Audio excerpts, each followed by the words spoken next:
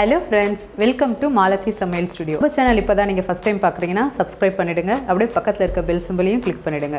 உங்க feedbacks and suggestions-ஐ comment section-லயே சொல்லிடுங்க. வாங்க வீடியோக்குள்ள போலாம். ஒரு pan சூடு பண்ணிக்கோங்க. pan சூடானதும் அதல 100 g unsalted butter சேர்த்துக்கலாம். butter நல்லா உருகட்டும்.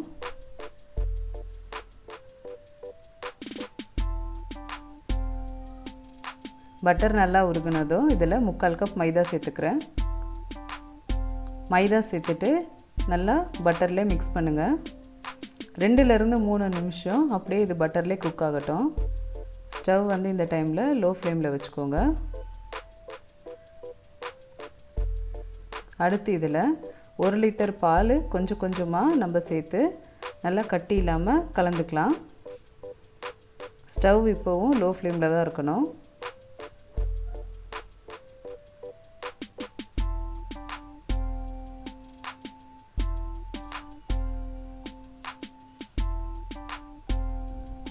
பாலெல்லாம் சேர்த்துட்டு கைவிடாமல் நல்லா கலந்துக்கிட்டே இருங்க.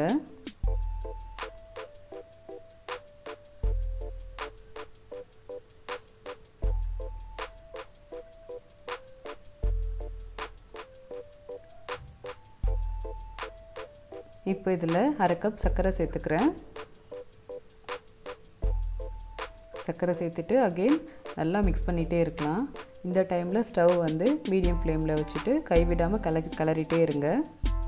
இப்போ இது கொஞ்சம் கொஞ்சமாக திக்காக ஸ்டார்ட் ஆகும். பாருங்கள், இப்போ கொஞ்சம் திக்காயிருச்சு. இந்த டைமில் இதில் 1 டீஸ்பூன் வெனிலா எசன்ஸ் சேர்த்துக்கலாம். வெனிலா எசன்ஸ் சேர்த்துட்டு அகெயின் நல்லா மிக்ஸ் பண்ணிகிட்டே இருங்க. இப்போ பாருங்கள், நல்லா திக்காயிடுச்சு.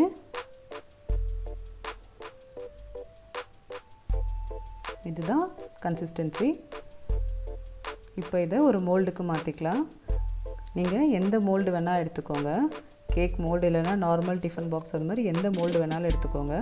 இப்போ நம்ம இதில் மாற்றிடலாம்.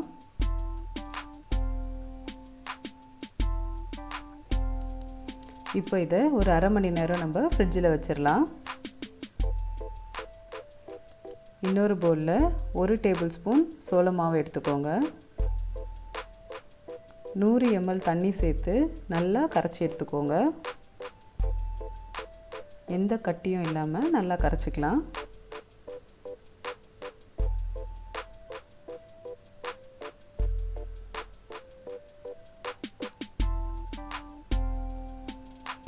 ஒரு பேன் சூடு பண்ணிக்கோங்க.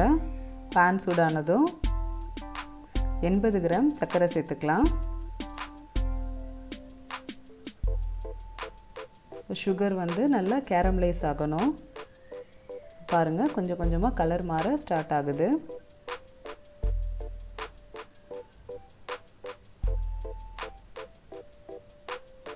இப்போ கலர் மாறிட்டே வருது.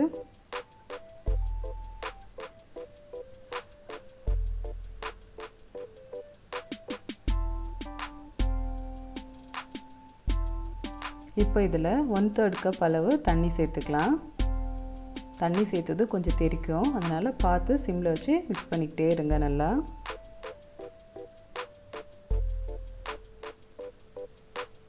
இப்போ இதில் நம்ம கலந்து வச்ச சோள மாவு சேர்த்துக்கலாம்.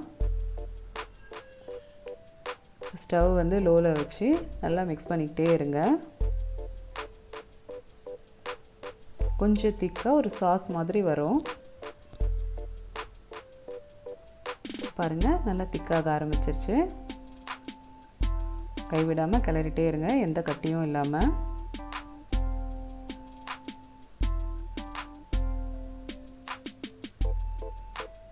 இப்போ சரியான பதத்தில் இருக்குது. இப்போ இதை நம்ம ஃப்ரிட்ஜிலேருந்து வெளியே எடுத்து நம்ம டெசர்ட் மேலே ஊற்றிக்கலாம்.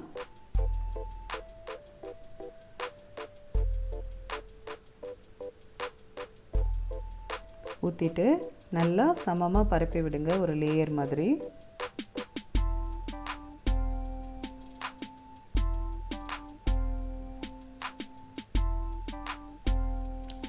பார்க்கவே எப்படி இருக்குது, சூப்பராக நல்லா சமமாக பரப்பி விட்டதும் இது அகெயின் ஒரு 1 மணி நேரம் ஃப்ரிட்ஜில் வச்சு நல்லா கூல் ஆகட்டும்.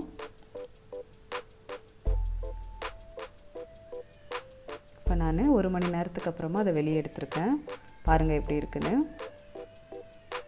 வாவ், நம்ம ரொம்ப யம்மியான டேஸ்டியான 10 நிமிஷத்தில் செய்யக்கூடிய டேஸ்டி பாம் ரெடி ஆயிடுச்சு.